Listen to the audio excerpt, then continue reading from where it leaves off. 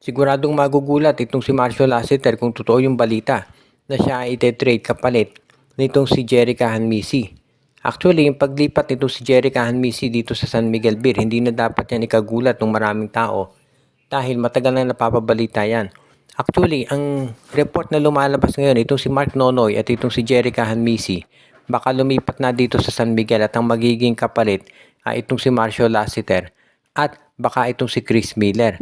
Isa lamang yan doon sa mga kombinasyon daw na pwedeng tinitignan ng SMB. Dahil sa tingin nila, ito si Jerica Hanmisi parang mas batang version nitong si Marcio Lasseter. Kaya gusto nilang makuha. Magiging malakas na acquisition sa San Miguel itong si Jerica Hanmisi. Lalo na at alam naman natin kung gaano to kahusay sa 3 points at maski na sa 4 points.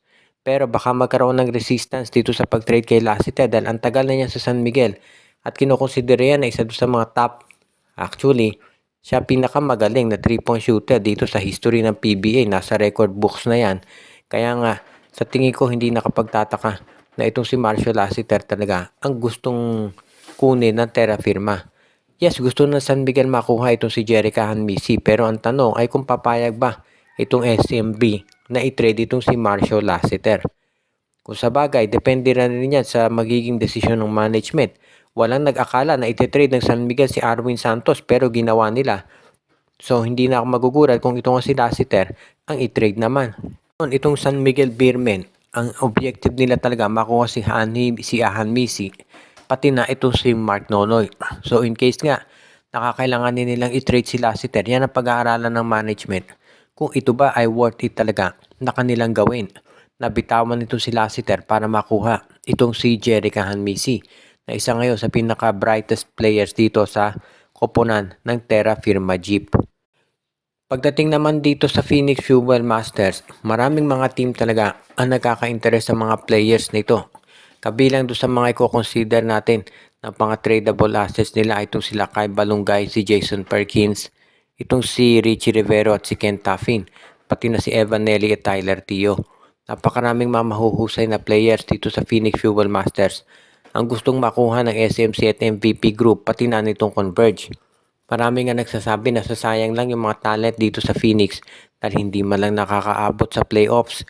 Kaya nga abangan na lang natin kung sino sa mga nabanggit na players na yan ang pupwede talagang makuha ng ibang koponan. Dahil kapag nagawa nila yan, sigurado nalalakas yung team na yon.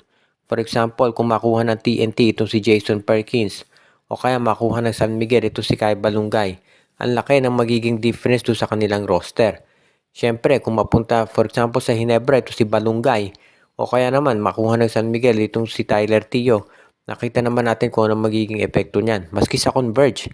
Kaya nga, sigurado na kapag ang Phoenix na eliminate ulit ng maaga at mukhang ganyan nga na naman ang mangyayari, wag na tayong magtaka kung sakasakali na magkaroon ng major trades itong Phoenix Fuel Masters at magkaroon ng total rebuild. Siyempre, hindi rin may aalis yung posibilidad na meron talagang mga teams ngayon na gusto na talaga masabi na talaga natin na kumuha ng players pero dito sa Phoenix, tandaan natin, independent team yan. So, hindi sila basta-basta papayag kung ano man ang i-offer ng ibang kumpanya. Kaya nga, medyo magiging mahaba yung negosasyon dito kung sakasakali na gusto talaga ng SMC, MVP at ng Converge na makuha itong mga players ng Phoenix Fuel Masters. At gugustuhin syempre ni Willie Wilson na yung ma-acquire niyang player ay yung talagang magagamit niya para dito naman at lumakas sila at makapasok na dito sa playoffs.